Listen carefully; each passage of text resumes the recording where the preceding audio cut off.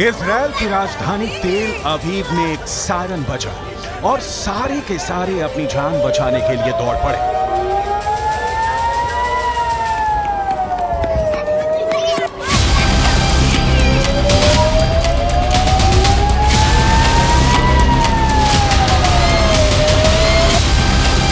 जो जहां था वहीं से सुरक्षित बंकरों की तरफ भागा। लेकिन इस वीडियो में एक शख्स ने सबका ध्यान आकर्षित किया। इस आदमी के हाथ में एक फुटबॉल है और भागने वालों की इस भीड़ में बड़े पैमाने पर बच्चे नजर आ रहे हैं। मतलब साफ है, इजराइल के अंदर राजधानी तेल अवीव में इजराइल के बच्चे खेल रहे हैं और उनको अपनी जान बचाने के लिए सायरन सिस्टम से अलर्ट मिल रहा है। दूसरी तरफ हमास के दुस्साहस की वजह से गाजा के अंदर मासूम बच्चों की लाशें बिछ रही हैं। यूनिसेफ ने कहा है कि गाजा के अंदर करीब 5 लाख बच्चे हैं और युद्ध की त्रासदी की सबसे ज्यादा मार गाजा के बच्चों को झेलनी पड़ रही है। कई अरबी भाषा की न्यूज रिपोर्ट्स के मुताबिक इस वक्त गाजा के अंदर मरने वालों का आंकड़ा करीब 2000 तक जा पहुंचा है। इनमें से करीब 500 बच्चे हैं।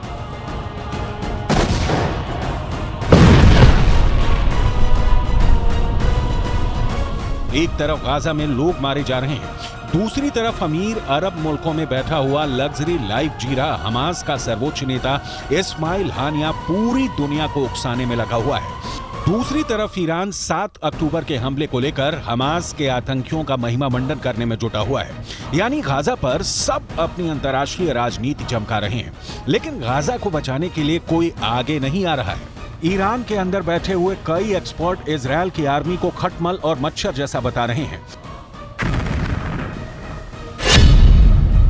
ईरान का अखबार रिसालतन्यूज.com के एक लेख में इस्लामिक काउंसिल के अध्यक्ष का बयान छपा है।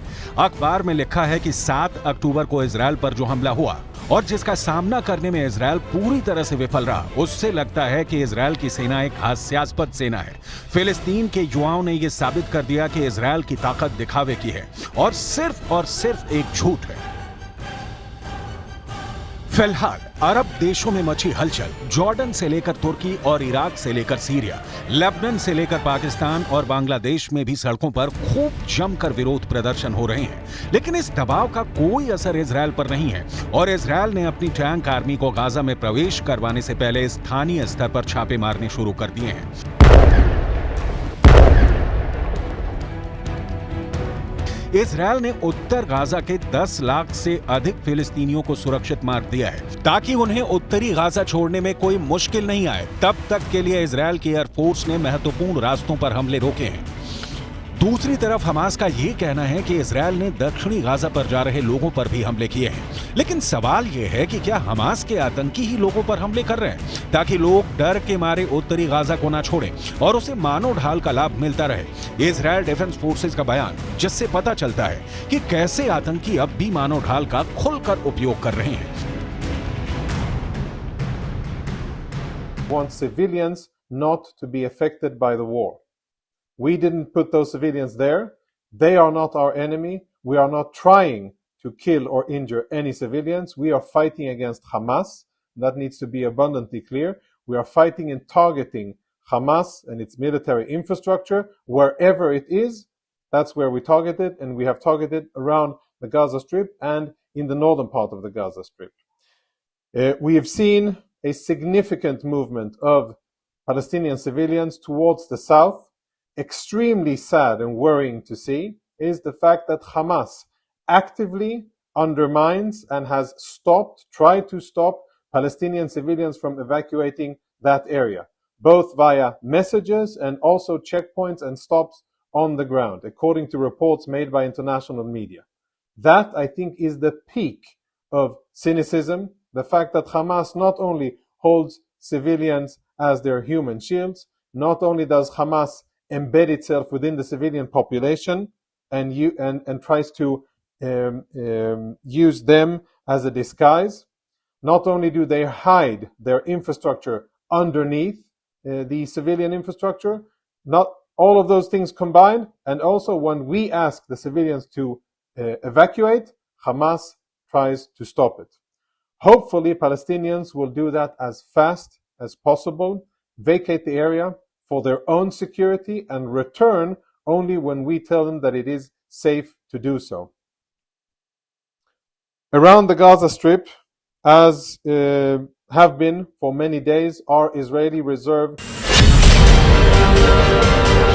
लेकिन फिलहाल इस समय का उपयोग इजरायल की मिलिट्री ग्राउंड पर छापेमारी में कर रही है। इजरायल डिफेंस फोर्स ने कहा है कि उन्होंने गाजा के इलाके में छापेमारी विद्रोहियों से लड़ने और पिछले हफ्ते दक्षिणी इजरायल पर हमला कर आतंकियों द्वारा किए गए हमले में किडनैप हुए 120 से अधिक नागरिकों की तलाशने के लिए किया है।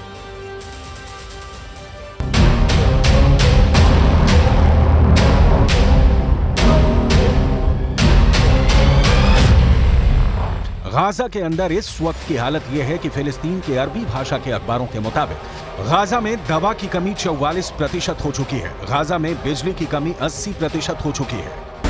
गाजा के अंदर 20% बिजली अभी तक जनरेटर से पैदा हो रही थी, लेकिन ईंधन की कमी की वजह से अब जनरेटर भी बंद होने लगे हैं और इसकी वजह से गाजा के अस्पतालों में इलाज में भी दिक्कत आ रही है, क्योंकि वहां बिजली की आपूर्ति में कठिनाई हो रही है। गाजा के अस्पतालों में नाकेबंदी की वजह से चिकित्सा उपकरणों की कमी 33% तक हो चुकी है। अस्पतालों के ब्लड बैंक में खून तेजी से खत्म हो रहा है। अब सवाल ये उठता है कि आखिर गाजा में मौजूद 20 लाख से ज्यादा लोग क्या करेंगे। जाहिर सी बात है कि इजिप्ट की सरकार की तरफ से कूटनीतिक बयान ये आया है कि लोग गाजा पट्टी को नहीं छोड़ें, क्योंकि अगर गाजा खाली हो गया तो इजरायल जमीन पर कब्जा कर लेगा और फिर उनको वो जमीन वापस नहीं मिल पाएगी। ऐसे में अगर गाजा के लोग जहां हैं वहीं रहेंगे तो जाहिर सी बात है कि फिर इस आशंका से इनकार नहीं किया जा सकता है कि हमास गाजा के लोगों को भी युद्ध लड़ने के लिए मजबूर कर दे।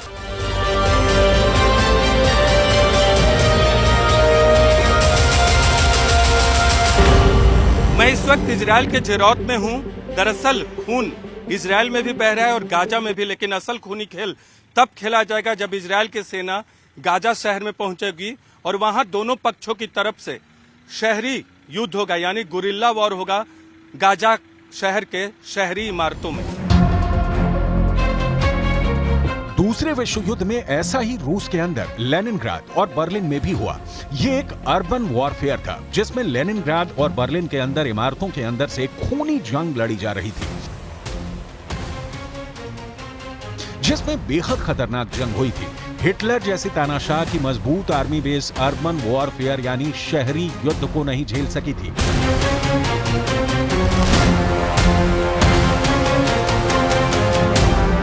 और कुछ ऐसा ही युद्ध अब गाजा के अंदर होने जा रहा है।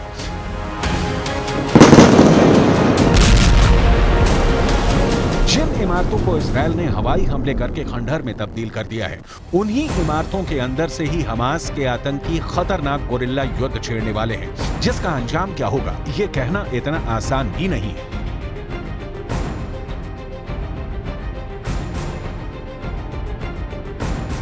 फिलहाल स्थिति यह है कि इजरायल की फोर्स इंतजार करेगी कि जब तक गाजा के अंदर बिजली, पानी और खाने की कमी से हाहाकार न मच जाए, हमास के आतंकियों को भूखा ही मार देना इजरायल की पहली स्ट्रेटजी है। इसीलिए गाजा के बॉर्डर पर सेनाएं खड़ी हैं और तब तक युद्ध नहीं शुरू करेंगी जब तक मोसाद के एजेंट उनको दुश्मन की सही जानकारी न मुहैया करवा दें। और इसीलिए ये युद्ध अभी लंबा खींचेगा, क्योंकि गाजा के अंदर घुसकर वहां सुरंगों में घुसे आतंकियों के जाल में फंस जाने का डर भी इजरायल को है। यही वजह है कि इजरायल एक एक कदम फूंक फूंक कर रख रहा है। इजरायल इस बात को समझ चुका है कि गाजा की लड़ाई कठिन है, इसीलिए इजरायल ने अपनी आर्मी की फुल स्ट्रेंथ बुला ली है। इजरायल की आर्मी में दो तरह के सैनिक हैं। पहले सैनिक हैं इजरायल की एक्टिव आर्मी और दूसरे सैनिक हैं इजरायल की रिजर्व आर्मी।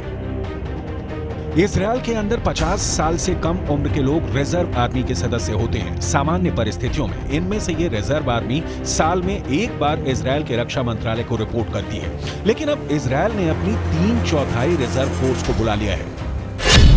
यानी इजरायल की 3,60,000 के रिजर्व आर्मी और इजरायल की 1,50,000 की एक्टिव आर्मी को मिलाकर इजरायल कुल 5,10,000 सैनिक बुला चुका है। इन सभी सैनिकों में सबसे आगे इजरायल की एक्टिव आर्मी ही रहेगी। इजरायल की यही एक्टिव आर्मी गाजा के अंदर घुसेगी। ये एक्टिव आर्मी बिल्कुल युवा है और इसके ज्यादातर सैनिक सिर्फ 18 से 21 साल के बीच में हैं। रिजर्व आर्मी बैक सपोर्ट में इस एक्टिव आर्मी के लिए गोला बारूद वगैरह मुहैया करवाएगी।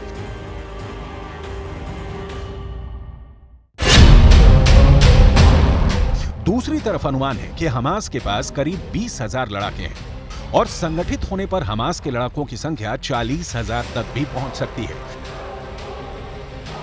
हमास के लड़ाकों की संख्या इजरायल की आर्मी की संख्या में कम है, लेकिन जब हमास के लड़ाके गोरिल्ला युद्ध शुरू करेंगे तो इजरायल के सैनिकों को ज्यादा मुसीबत झेलनी पड़ सकती है, क्योंकि हमास के लड़ाके गाजा के चप्पे चप्पे से वाकिफ हैं। लेकिन अरब देशों के मीडिया के अंदर इस वक्त हड़कंप मचा हुआ है। अरबी भाषा के अखबार अल कुद्स ने अपने एक संपादकीय में लिखा है कि जब हमास के लड़ाकों की संख्या ही ज्यादा से ज्यादा 40,000 है, तो फिर आखिर क्या वजह है कि इजरायल ने 5 लाख से ज्यादा सैनिक इकट्ठा कर लिए हैं।